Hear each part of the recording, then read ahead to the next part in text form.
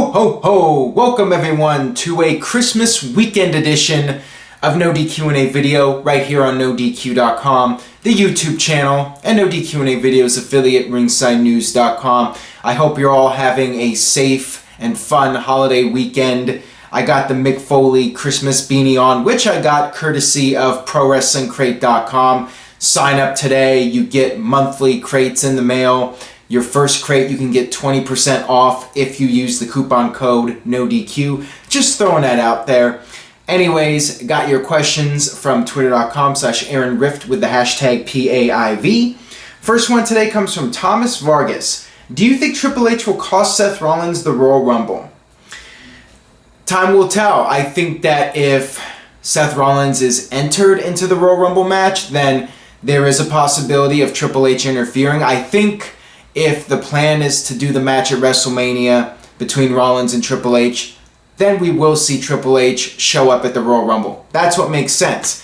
Now, there's always a possibility, and maybe we'll find out this Monday on Raw, that WWE decides to go with Triple H and Seth Rollins at the Royal Rumble instead and try and have a marquee match for the Alamo Dome. That's also a possibility. So I'm thinking it depends on what WWE is doing with Seth Rollins for the Rumble, but if they're saving it for WrestleMania, then I think it makes sense for Triple H to somehow cost Rollins the Rumble match. But then again, I could see potential outside interference in other situations, other storylines, so I would avoid doing too much in the way of outside interference, but Triple H interfering and costing Rollins, or maybe even Triple H entering the Rumble match and eliminating Rollins could be a possibility as well. So there are a few different things WWE could do, but one would think that they're going to do something with Triple H soon, right?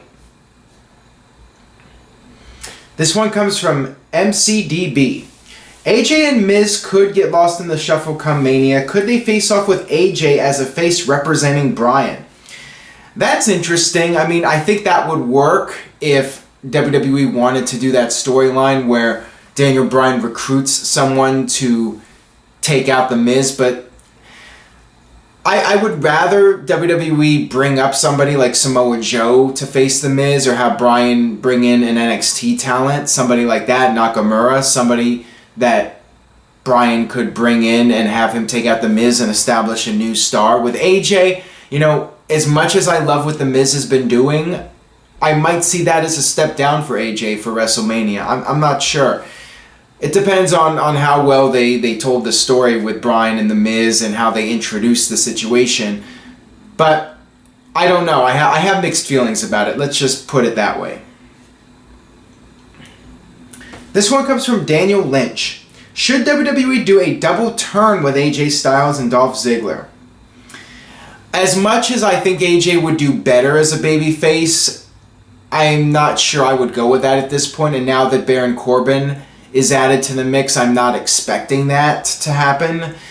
I think if you were going to do a double turn, WWE should have done it with AJ Styles and Dean Ambrose. To me, that was the opportunity, but I feel they botched it with that opportunity and with James Ellsworth. I mean, AJ could have sided with Ellsworth, and Ellsworth could have been attacked by Dean Ambrose. You could have done something there to turn Ambrose heel and keep Ellsworth as a sympathetic character. And now I feel nobody cares about the guy because of how they portrayed him in the storylines. That would have been the best opportunity. I mean, AJ could really turn face at any time, but I don't see the need to do a double turn with Ziggler. I'd rather they do something else to lead to a Dolph Ziggler heel turn rather than just doing it for the sake of doing it.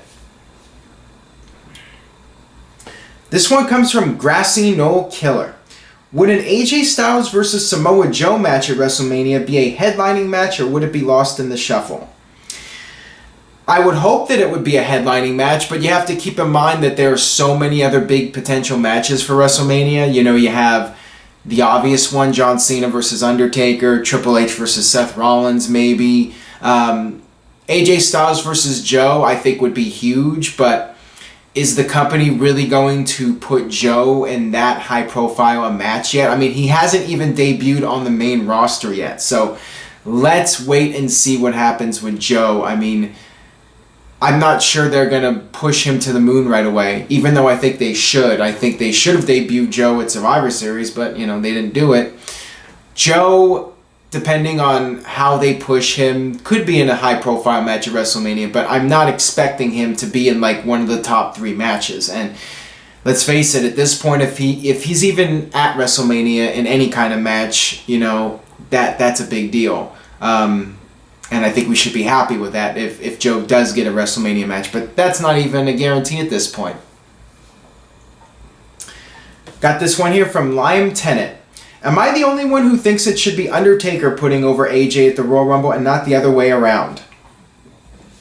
I could definitely see the argument in that. You know, AJ's the younger star. He's the current star. Undertaker's the past. Undertaker should be putting over people, but the focus is WrestleMania, and for Undertaker, he's a big deal at WrestleMania, even though the streak is over, and Undertaker has some name value still, and Undertaker versus John Cena would be huge for WrestleMania, and you do not want Undertaker losing matches leading up to WrestleMania. If Undertaker's going to lose, he would lose at WrestleMania. That would be the place for him to lose and call it a career. So I'm not really sure it would help Undertaker to have him lose at the Royal Rumble and then lose again at WrestleMania. So maybe they'll do Undertaker versus AJ at WrestleMania. Who knows? I mean, like I said in the last video, I think with this week's Raw and SmackDown, we should have a better idea of what direction WWE is going in for WrestleMania. I mean, between now and the Royal Rumble is when they're going to really get the ball rolling with these storylines, and we're going to know what direction they're going in for sure. Right now, it's still all up in the air, and things could really go in any direction at this point still. This one comes from LL Mr. Cool J. How would you feel with a heel Randy Orton versus The Rock at WrestleMania? Keep up the good work. I would love to see the match. I mean, I've talked about it for years. That's one of the few big matches I think The Rock could do. You know, when you look at the potential matches, you know, some people say they could do Rock versus Brock Lesnar again. But Rock versus Orton, one-on-one, third-generation star versus third-generation star, to me, that's an appealing match. I would love to see that, and I think Orton as a heel would work perfect with The Rock. I think that would be a very high-profile marquee match for WrestleMania. I think the big question is, though, The Rock's schedule. Will he be available? Right now, it's looking very unlikely that The Rock does a WrestleMania match. I'm expecting him to be there, but not wrestle. You know, Randy Orton's got several years left in his career, so maybe next year. You know, if they're doing Cena versus Undertaker, they don't need to do a match with The Rock this year, in my opinion at least. So if that is something that they've seriously discussed, then save it for next year's WrestleMania when you need a big marquee match to headline the show. This one comes from EGS Channel Official. What do you think is next for the club? They have no momentum and now they are lost in the shuffle. They should have won the belts. I think at this point, since Sheamus and Cesaro are also babyface champions like the New Day, that you can do Sheamus and Cesaro versus the club. I would expect that to happen. I think that'll probably go down at some point. And as I mentioned in the last video, you can always do something with Finn Balor and Anderson and Gallows and reunite the 3-person club as a faction, with Finn Balor being the leader, you know, based off of their history in New Japan Pro Wrestling. And that's also a possibility. But for now, I would expect to see them challenging Sheamus and Cesaro, whether it's the Royal Rumble or in February, maybe even WrestleMania, who knows. Got this one here from #Banks Club. What do you think of 205 Live? Is it a good or bad thing, since people say WWE putting out too much... People are saying WWE is putting out too much wrestling as it is. Well, I'm one of those people. I think 205 Live is a good show overall. It does move at a faster pace. The biggest criticism I have of it is they tape it after SmackDown, and that's a problem because the crowd is tired by that point. A lot of them leave, and the matches lack the crowd heat. I think the best chance these guys have of getting over is performing in front of a rowdy crowd that is excited. They just got to the building and they want to see some wrestling action live. I think the concept of 205 Live is not necessary. I think what they should do is just tape 205 Live before SmackDown and then air it after SmackDown is over on a tape delay. I think that would be better. I just think they should do 205 Live before SmackDown because I think it would result in a hotter crowd and it would make for a better show in my opinion. This one comes from 420 Zombie Kush King. Who is the best and worst Royal Rumble winners? Good question. I think I would go with Ric Flair as my all-time favorite Royal Rumble winner just because of the magnitude of that Rumble win in '92, my all-time favorite Royal Rumble. But then again, Stone Cold is a 3-time Royal Rumble winner, winning in '98, '97, and 2001. John Cena, another one, winning in 2008 and then again in 2013. Batista, 2-time Royal Rumble winner. Hogan, multi-time winner of the Royal Rumble 2 times. I think Austin has the record at 3. I'm not sure if anybody has done 3 yet. I might be wrong though, but if I am, I'll obviously get the corrections in the comment section on YouTube.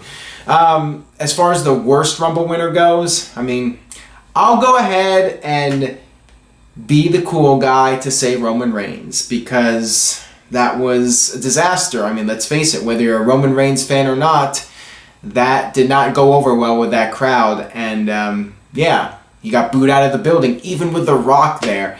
And I still think back to The Rock's facial expression when he raised Roman Reigns' hand. I mean, that was priceless. I mean, they say a picture's worth 1,000 words. You look at The Rock's reaction to the crowd booing, that was something else. So, I mean, it has to be Roman Reigns. And Batista's, you know, even though I mentioned Batista as one of the better Rumble winners since he won twice, that second one did not go over so well. So, Batista or Reigns, I guess. Got this one here from LaShawn. For the 2017 draft, what 3 superstars would you leave on SmackDown Live?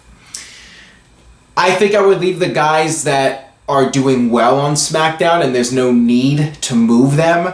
AJ Styles for one, he's doing great on SmackDown. He's been the flagship of the show. No need to move the guy. The Miz. The Miz is somebody who has benefited greatly from the brand extension in my opinion. He's doing very well on SmackDown. No need to move him. He's got a lot of momentum. Why ruin a good thing? And I think the third guy would be John Cena. John Cena doesn't need to be on Raw. Let him be the legend part-timer who helps the SmackDown brand, does some of the SmackDown house shows on occasion, and I think he's in a good role right now on SmackDown and being, you know, the legend, the Babe Ruth of that brand. So I think those would be my 3 picks right there. This one comes from Jeremiah Dorset. How would you book a Hardy Boys return to WWE and which brand would you put them on, Raw or SmackDown Live? Not sure why you used wood instead of the proper wood, but whatever. How much wood would a woodchuck chuck if a woodchuck would chuck wood? And I managed to get that without screwing it up, so I'm impressed.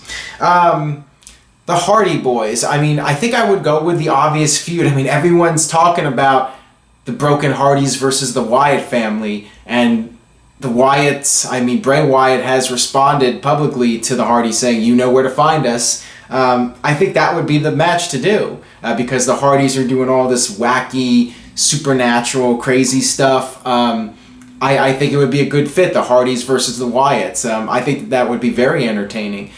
So I think that's the obvious choice. Have the Hardys go on SmackDown and face the Wyatt family. Imagine that for WrestleMania.